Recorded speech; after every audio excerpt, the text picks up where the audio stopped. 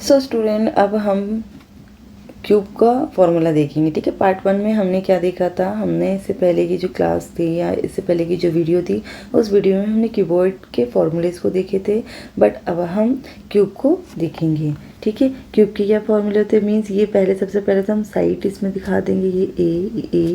ये सारी साइडें इसकी क्या होती है, इक्वल होती है। तो ये सारी साइडें हमारी ए साइड हैं। ठीक है, ए से हम इसको डिनोट कर देंगे। ओके, टोटल कितनी हो जाएगी हमारी, 6 फेजेस हमारे दिखाई दे रहे हैं, 1 2 3 4 5 6 और 12 एजेस हो जाएंगे। सो इसका फॉर्मूला हम लिखेंगे यहाँ पर।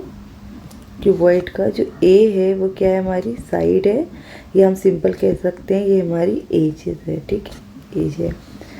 सो सबसे पहले हम यहाँ पर total surface area of cube का फॉर्मूला लिखेंगे। Total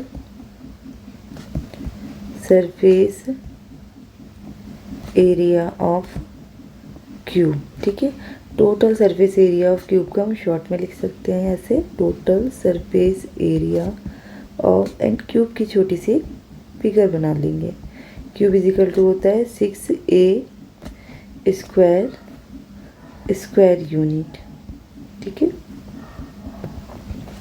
now next second formula हमारा होगा कर्व्ड और lateral surface area of cube जब when open from one side, जब एक साइड से क्या होगा, ओपन होगा। सपोज ये हमारा क्यूब है, यहाँ पे ये क्यूब हो जाएगा। ठीक है, और ये एक साइड से, चाहे वो टॉप या बॉटम हो, एक साइड से क्या होगा, ये ओपन होगा। सो फॉर्मूला क्या होगा, क्योंकि एक साइड ओपन है तो कितनी साइड बची इसकी, 5 साइड्स बची है। So curved surface area of cube is equal to 5a square unit हो जाएगा। ठीक है, now again curved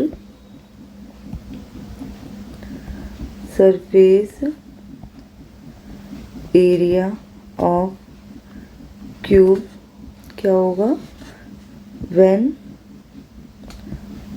open from 2 sides, जब 2 साइड से ओपन होगा। सपोज ये हमारा क्यूब है। ठीक है, और टॉप से भी ओपन है एंड बॉटम से भी ओपन है। सो फॉर्मूला क्या होगा, शॉर्ट में पहले ये curve surface area of cube is equal to 2 sides open हो जाएगी तो कितनी बचेगी, 4a स्क्वायर यूनिट्स। ठीक है, ये हमारा कर्व सरफेस एरिया का फॉर्मूला हो गया। कर्व सरफेस एरिया, या इसको हम सेकेंड नेम भी इसका होता है lateral.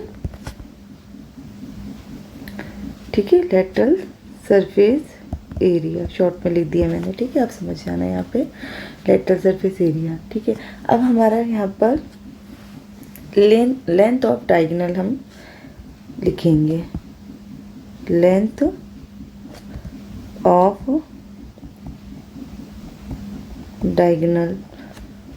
Diagonal of cube is equal to क्या होता है हमारा, a√3 यूनिट्स। कैसे, कोई भी अगर क्यूब है, सपोज मैं पीछे वाली ये इस वाली फिगर में दिखा देती है, क्यूब है तो सपोज एक रॉड हमें रखना है, तो इस जैसे मीन्स हमारा ये एक रूम है जो कि क्यूब शेप का रूम है।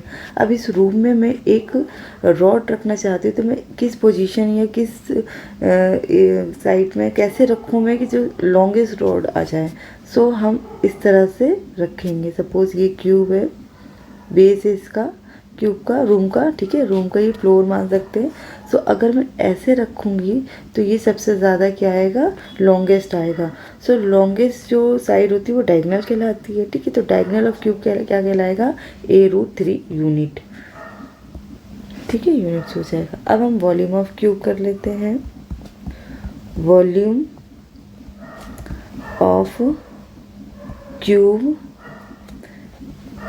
इजिकल टू क्या होता है, ए क्यूब क्यूबिक यूनिट्स। ठीक है, ये सिंपल मैंने एक और फॉर्मूला बताया था आपको, area of base into height बोला था, जो कि ये फॉर्मूला हर सॉलिड हर फिगर के वॉल्यूम में एप्लीकेबल होगी। सो एरिया ऑफ बेस, अगर मैं इसकी बात करूँ, इस क्यूब की बात करूँ, इसका जो बेस है वो बेस किस शेप का है, वो स्क्वायर शेप का है। सो एरिया ऑफ स्क्वायर क्या होता है, साइड इंटू साइड यानी ए स्क्वायर होता है। ठीक है, सो यहाँ पर ए स्क्वायर लिख देंगे। एंड हाइट क्या थी इसकी, सारी चीज़ें मैंने बताई थी, इक्वल ए है, तो हाइट भी क्या है इसकी ए। सो सिंपल क्या हो गया, ए क्यूब हो गया। ठीक है, क्यूबिक यूनिट्स लिख लेंगे हम इसमें, इसकी जो यूनिट चलती है वो क्यूब में चलती है। सो होप सो आपको अच्छे से ये क्लियर हो जाएगा, क्योंकि ये सारे फॉर्मूले हमें अच्छे से समझना बहुत ज़रूरी है। जब ये फॉर्मूले अच्छे से हमारे दिमाग में बैठ जाएंगे तो कोई भी क्वेश्चन हमें करने में बहुत ईजिली हम कर सकते हैं, क्योंकि इस 10th क्लास में हमें 2 फिगर्स 2 सॉलिड्स को कंबाइन करके उसको सरफेस एरिया निकालना है एंड वॉल्यूम निकालना है। ओके, होप सो आपको समझ में आया होगा। Thank you so much.